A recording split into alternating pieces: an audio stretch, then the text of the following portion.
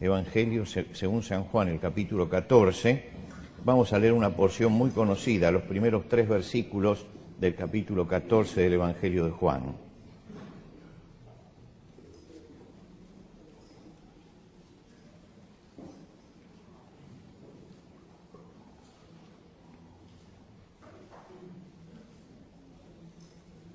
Ya tiene su Biblia abierta, capítulo 14 del Evangelio de Juan. Jesús le habla a los discípulos y le dice: no se turbe vuestro corazón, creéis en Dios, creed también en mí. En la casa de mi Padre muchas moradas hay. Si así no fuera, yo os lo hubiera dicho. Voy pues a preparar lugar para vosotros, y si me fuere y os preparare lugar, vendré otra vez y os tomaré a mí mismo, para que donde yo estoy, vosotros también estéis. Podemos tomar asiento.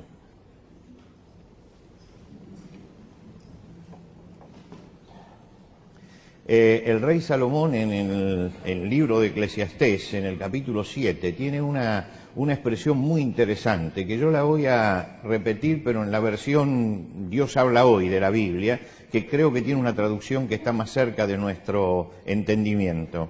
Salomón dice: cuando te vaya bien, disfruta del bienestar, pero cuando te vaya mal, ponte a pensar que lo uno y lo otro son cosas de Dios y que el hombre nunca sabe lo que ha de traer del futuro. Es una descripción muy realista de lo que nos pasa a nosotros, ¿no? Porque todos nosotros atravesamos tiempos buenos y atravesamos tiempos malos, donde el dolor y el placer y el bienestar se alternan en nuestra vida permanentemente. Yo recuerdo que cuando a Sócrates lo llevan preso, lo cuentan los diálogos de Platón, cuando lo llevan preso le ponen unas cadenas, lo encadenan, y realmente no había ninguna necesidad de encadenarlo porque no se quería escapar. Pero lo encadenan y las cadenas lo lastiman. Y entonces en un momento él pide que le saquen las cadenas. Y entonces cuando le sacan las cadenas, él se masajea las piernas y dice: ¡qué placer! ¿No? Y entonces empieza a pensar: hace un momento era el dolor y ahora el placer. Y él dice: es una dupla que siempre va junta, nunca están simultáneamente, pero siempre están alternando en nuestra vida. Pasa del placer al dolor. Dice: son antagónicos, pero van siempre juntos. Y yo creo que uno llama al otro. Y bueno, esa fue la visión que él tenía en ese momento por un dolor físico, pero podemos decir también que por los otros dolores que no son físicos pasa lo mismo. Nosotros vivimos en un mundo rodeado de sufrimiento y queremos, en alguna forma, hacemos lo posible por quitar el sufrimiento. Pero todos sabemos y tenemos que ser conscientes que el sufrimiento es imposible erradicarlo de la tierra. Jesús dijo: en el mundo tendréis aflicción. Y cuando una sociedad, como la sociedad humana, está marcada por el pecado, el sufrimiento es algo que no se puede erradicar, no es erradicable. Siempre va a estar con nosotros. Podemos paliarlo, podemos buscar alguna forma pero el sufrimiento siempre va a estar con nosotros. Quisiéramos quitar la muerte del medio, la quisiéramos quitar, y los médicos hacen todo lo posible por prolongar la vida. Pero el Señor, el apóstol Pablo dice, hablando acerca de todo esto, que como el pecado entró en el mundo por un hombre y por el pecado la muerte, así la muerte pasó a todos los hombres por cuanto todos pecaron. Quiere decir que no vamos a poder hacer nada contra este fenómeno que es el final de la vida. Hay muchas cosas con las que no se puede hacer y que la palabra de Dios nos dice específicamente que no se puede hacer. El Señor un día le dijo a los discípulos: a los pobres los tendréis siempre con vosotros. Y no estaba diciéndolo porque no alcanza para que todos tengan, sino porque el egoísmo humano y la característica del ser humano hace que los pobres sean funcionales a una sociedad. Y por eso es utópico hablar de erradicar la pobreza. No se va a erradicar nunca. Siempre van a estar presentes. ¿Por qué? Porque la marca del hombre es justamente el ser opresor, la marca del hombre es enseñorearse del otro, Y todo esto son cosas que están permanentemente con nosotros y que no son gratas, pero están. Y van a seguir estando. Siempre vamos a tener hospitales, sanatorios, ambulancias, médicos por los problemas de enfermedad, por los problemas físicos, por los problemas del cuerpo. Siempre vamos a tener alcohólicos anónimos, centros de recuperación de drogadictos, jugadores anónimos, centros de atención al suicida, porque siempre va a haber problemas emocionales. Siempre va a haber desocupados, siempre va a haber hambrientos, siempre va a haber estafados, siempre. Porque hay problemas sociales también. Quiere decir que hay cosas que pertenecen a la realidad humana y que nosotros tenemos que pensar que las cosas son así, que no se pueden cambiar, que sufrimos físicamente, sufrimos emocionalmente y sufrimos también espiritualmente. Jesús en el aposento alto está reunido con los discípulos y les habla de esto. Les habla de que ahora va a llegar la etapa de sufrimiento. Le anuncia que uno de ellos lo va a entregar, le anuncia que va a partir, le anuncia que hay una noche de sufrimiento, que es esa noche, le anuncia que va a ser crucificado. Y lógicamente es un momento de gran tensión, porque cuando nos anticipan el dolor entramos en tensión. Lo que le está diciendo Jesús es que van a entrar en una zona de turbulencia, donde la vida que se deslizaba hasta ese momento, muy calma, va a empezar a tambalear, como tambalean los aviones en el aire cuando entran en las zonas de turbulencia. ¿Y la turbación qué es? Él comienza a decirle, no se turbe vuestro corazón. ¿Qué es la turbación? La turbación es la angustia. La turbación es la confusión, el desorden, el desconcierto que traen ciertas cosas en nuestra vida. Jesús le dice a sus discípulos, no se turbe vuestro corazón, no se turbe vuestro corazón, no entre tu corazón en angustia, ni en confusión, ni en desorden. No llegues a eso, no llegues a eso. A nadie le gusta sufrir y no es agradable sufrir. Y todos quisiéramos no pasar por el sufrimiento. Aún el mismo Señor, frente a la cruz, oró al Padre diciendo, Padre, si es posible, pasa de mí esta copa, pero no mi voluntad. Quiere decir que el sufrimiento ninguno que esté en la carne puede dejar de tratar de eludirlo. Y Jesús le explicó a los suyos, a pesar de que el espíritu está dispuesto, la carne es débil frente a esto. Jesús le dice, no se turbe vuestro corazón, creéis en Dios, creed también en mí. Quiere decir que señala la fe como el camino para encontrar la respuesta a esos momentos de turbación. Hace 8 años exactamente, yo estaba un domingo aquí a la mañana, como hoy, y al final recibí a un matrimonio en mi oficina, un matrimonio al que yo no conocía. Y vino porque había perdido una hija de 19 años hacía 30 días. Y necesitaba hablar, que alguien le interpretara el dolor. Y estuvieron allí conversando y me hablaron de esto. Y entonces el hombre me dice, ¿me puede dar alguna respuesta? Y yo le dije, no sé por qué murió su hija. No sé. El duelo lo tienen que hacer. Y ese hombre que había transitado por varios lados, me miró a los ojos y me dijo, le doy gracias por su sinceridad. Porque no le di una respuesta fácil, que es tratar de explicar lo que no se puede explicar. Hay cosas que pertenecen a Dios y que no las podemos explicar nosotros. Y uno aprende en la vida cristiana esto, que muchas cosas no las vamos a entender. Y si a mí me viene un padre con una hija de 19 años que murió, y no murió por una enfermedad ni nada, sino porque en un momento un aneurisma se la llevó, uno tiene que saber que la fe no es la explicación de todas las cosas. No es la explicación. Yo creo, pero no tengo la explicación de todas las cosas. Esos que dicen, porque tengo fe, lo sé todo, no entendieron lo que es la fe. Porque la fe no nos da el conocimiento de todas las cosas. Porque si tenemos fe, no tenemos todas las respuestas. Hay respuestas que no las tenemos, que son las respuestas que pertenecen a Dios. Y a veces otros creen que la fe es el sustituto del dolor. Si usted cree, no le va a doler. No, si usted cree, le va a doler igual.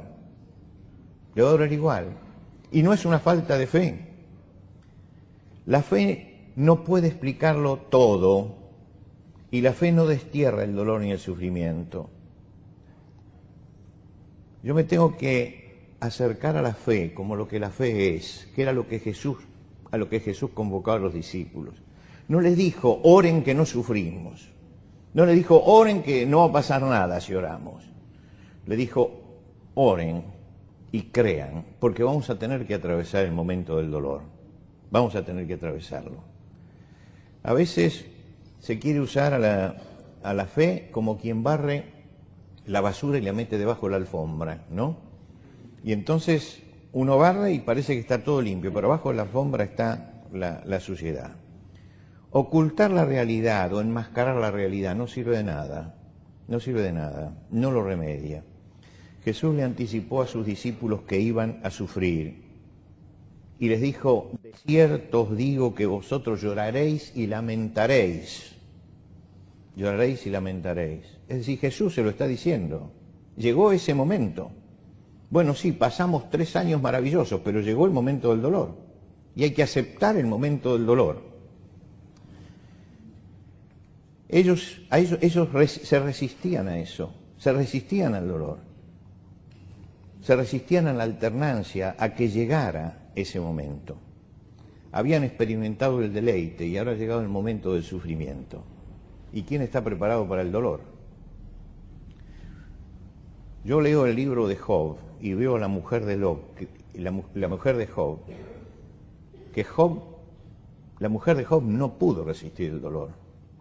Y en un momento dado, viendo a su esposo, al que seguramente amaba, viéndolo sufrir, le dice, ¿aún retienes tu integridad? Maldice a Dios y muérete. Tal vez lo más grave que se le dijo a Job no vino de los 3 amigos, sino es esta frase, que viene de la persona amada. Y y Job le contesta a la mujer, como suelen hablar las mujeres fatuas, has hablado. ¿Qué? ¿Recibiremos de Dios lo bueno, el bien y el mal no lo recibiremos? Como las mujeres fatuas. ¿Qué es un fatuo? Es un falto de razón, es un falto de entendimiento. Si Job hubiera vivido en este tiempo, le hubiera dicho a su esposa, no digas tonterías. Porque es eso lo que significa, no digas tonterías. Hay que admitir que la vida es esto, no digas tonterías, no digas tonterías. Y hay algo muy interesante. Cuando usted llega al final del libro de Job, Dios se presenta y censura a los 3 amigos y censura a Job, pero no censura a la mujer. De ella no dice nada. Y yo cuando veo este silencio digo, Dios entiende el corazón de los hombres y entiende el corazón de esta mujer. Porque ver sufrir a un ser amado es terrible. Pero él comprendió el corazón de la mujer. Y no hay ningún reproche para ella, ningún reproche. Job va a decirle a sus amigos sus razones. Hasta que llega Dios y habla, y Dios le hace una pregunta contundente. Le dice, frente a este dolor y el sufrimiento, ¿es sabiduría contender con el Omnipotente? El que disputa con Dios, responda esto. Responda esto. ¿Qué hizo Jesús aquella noche frente al sufrimiento? Jesús les dijo, crean en mí. En la casa de mi Padre muchas moradas hay. Si así no fuera, yo lo hubiera dicho. Voy pues a preparar lugar para vosotros. Y si me fuere y os preparare lugar, vendré otra vez y os tomaré a mí mismo, para que donde yo estoy, ustedes también estéis. Quiere decir que Jesús vio el sufrimiento y les dice, pero vamos a mirar más adelante. Vamos a mirar el final de la historia. No nos vamos a quedar con este episodio. Si yo me quedo con ese episodio, entro en un círculo destructivo de mi vida. El asunto es que Jesús los hace levantar la mirada, les hace levantar los ojos. Creéis en Dios, creed también en mí. En la casa de mi Padre muchas moradas hay. Y le hace levantar los ojos hacia el cielo, hacia la eternidad, hacia la presencia de Dios, hacia lo que nos espera después. Voy pues a preparar lugar para vosotros, y si me fuere y os prepararé el lugar, vendré otra vez y os tomaré a mí mismo. ¿Qué era lo que hacía la fe? ¿Qué era lo que...?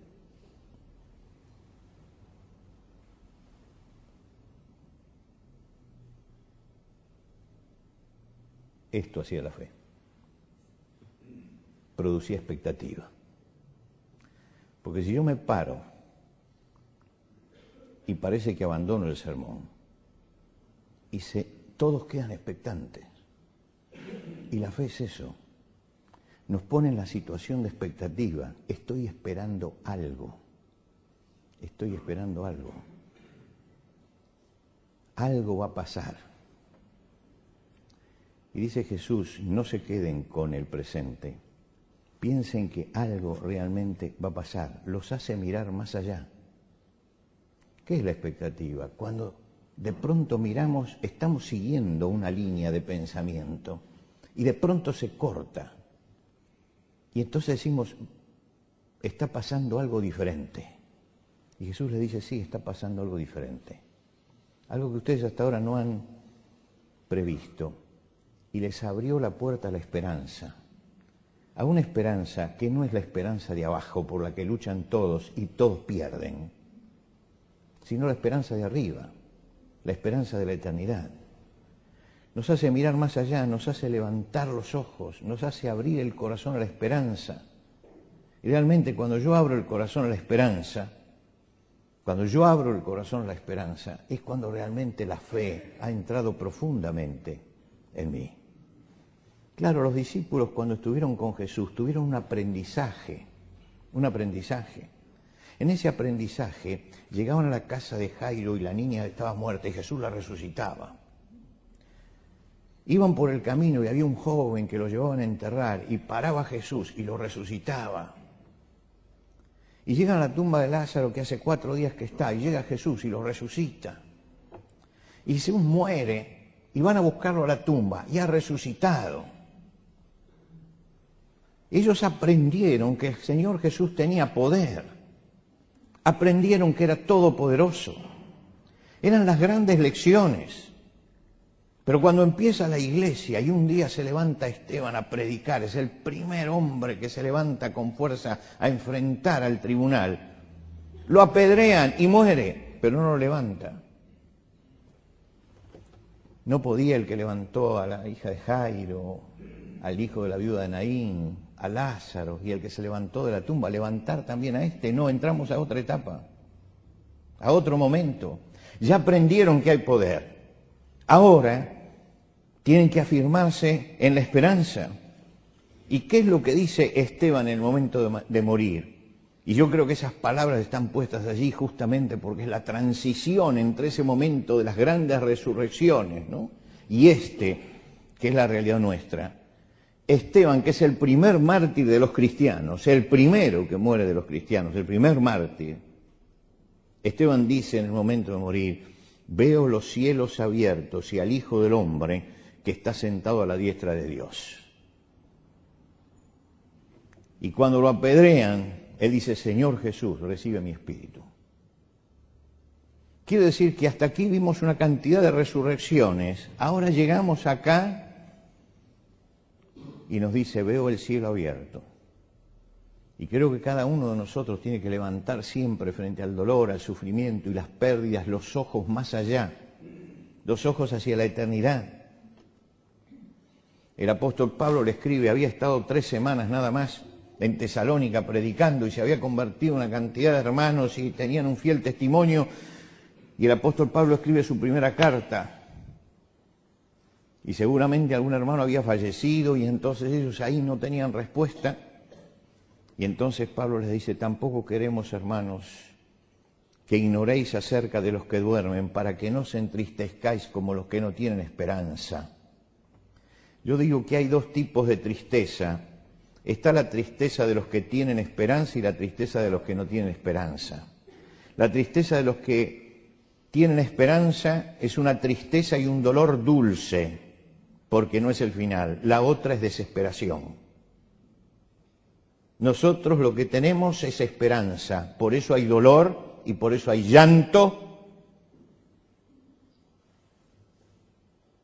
pero tenemos esperanza.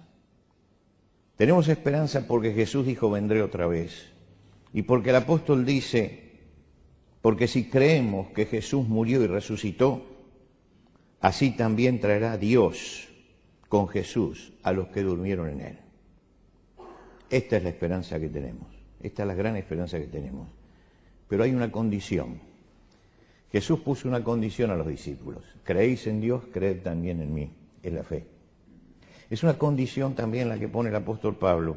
Porque si creemos que Jesús murió y resucitó, así también traerá Dios, si creemos. El asunto es que hay que movilizar la fe. Y hay que sacar los ojos de la contingencia para mirar hacia la eternidad y afirmarnos en eso. Les comentaba que estuve con el pastor Pérez Millos. El pastor Pérez Millos contó una historia que, como lo hizo públicamente, me atrevo a contarla también esta mañana. El pastor Pérez Millos yo lo conocí con otra esposa, no con la que tiene ahora, porque su esposa falleció. Yo me acuerdo que un día él estuvo en esta iglesia, no había reunión, pero vino aquí a San Miguel, dijo que quería visitarme y estuvo él en esto estaba vacío, pero recorrió todo, estuvimos conversando. Después fuimos a almorzar juntos con su esposa y en ese momento él estaba escribiendo un libro y me pidió que si yo podía escribirle el prólogo y le hice el prólogo a su libro. Y era un matrimonio feliz, matrimonio cristiano feliz. Al poco tiempo de haber estado aquí, recibo la noticia de que su esposa tiene una enfermedad terminal. Y por supuesto que lo acompañamos a la distancia, como usted acompaña al que está del otro lado del mar, ¿no? Él vive en Vigo, en Galicia, hasta que un día llegó la noticia de que la esposa había fallecido. Pasó el tiempo, y después la noticia de que se había casado nuevamente. Ahora, en esta última semana, él contó su experiencia. Dice que lucharon con la esposa, lucharon por su enfermedad hasta último momento. Dice, pero fue un derrumbe de un derrumbe físico progresivo, hasta que un día le da un derrame masivo y falleció. Dice, entonces el sábado la enterramos y el sábado a la tarde mis hijos vinieron a hablar conmigo y me dijeron, papá, ¿mañana qué hacemos? Y él dijo, bueno, como siempre, mañana vamos a la iglesia. Dice, yo me fui a dormir tranquilo porque al otro día íbamos a la iglesia, pero a mitad de la noche me desperté y a mitad de la noche dice que dijo, Señor, nunca más predico la seguridad. Nunca más predico todo lo que pidieres al Padre en mi nombre, yo lo doy. Porque yo te pedí, y la iglesia te pidió, y hermanos del otro lado del mar te pidieron, y sin embargo murió. Y dice, y me paré en medio de esa rebeldía. Y Dios, dice, sentí que me decía, ¿qué pediste? Que estuviera bien, que no tuviera más dolor, que desapareciera la enfermedad, y yo lo cumplí. Está bien. No hay más dolor, no hay más enfermedad. Dice, y al otro día me levanté renovado, porque había entendido. Había entendido. No es un hermano nuevo, es un hombre que es uno de los grandes teólogos que tenemos en español. Pero tuvo la sinceridad de presentar su corazón, porque en todos hay rebeldía, en todos hay algo que se mueve dentro nuestro. Y necesitamos entender lo que significa la fe. Significa que no todo termina aquí abajo. Significa que hay algo más allá. Significa que hay una casa del Padre donde vamos a habitar todos, donde hay moradas para todos.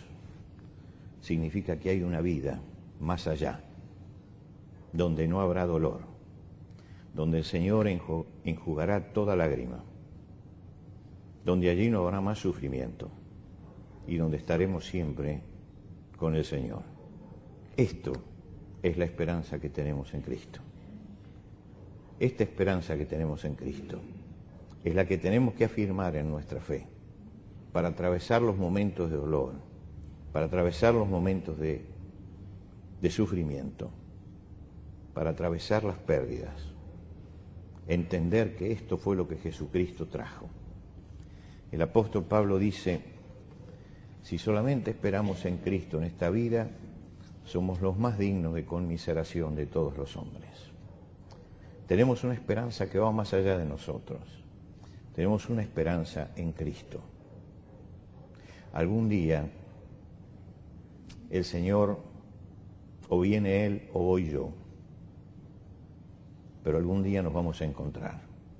O porque yo me voy, o porque Él viene a buscarme, pero nos vamos a encontrar. Y cuando nos encontremos con Él, nos vamos a encontrar también con todos los que durmieron en Cristo.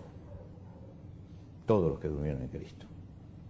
Y por supuesto que allí estarán Abraham, Jacob, David, Pablo, Pedro.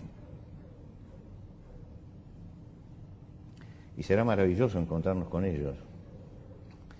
Pero estarán mis abuelos, mis padres, estarán todos allí. Esto es lo que trajo el Señor para nosotros. Y en esto tiene que afirmarse nuestro corazón esta mañana. Tenemos que salir con esperanza y tenemos que vivir con esperanza. No la falsa esperanza que traen los hombres, sino la esperanza verdadera, la esperanza de Dios. Esa esperanza que el Señor definió también cuando les dijo, en la casa de mi Padre hay muchas moradas, voy a preparar lugar para vosotros. Y si me fuere y os prepararé el lugar, vendré otra vez y os tomaré a mí mismo, para que donde yo estoy, vosotros también estéis. Y estaremos siempre con el Señor. Nos ponemos de pie.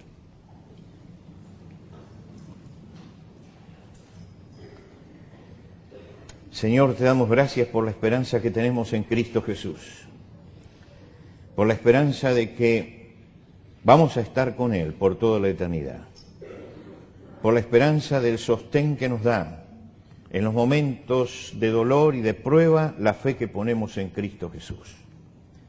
Señor, te damos gracias porque el Señor Jesucristo no trajo una esperanza perecedera, sino trajo una esperanza eterna. Y te damos gracias porque esperamos en Él. Esperamos en aquel que resucitó de los muertos y que dijo, porque yo vivo, vosotros también viviréis.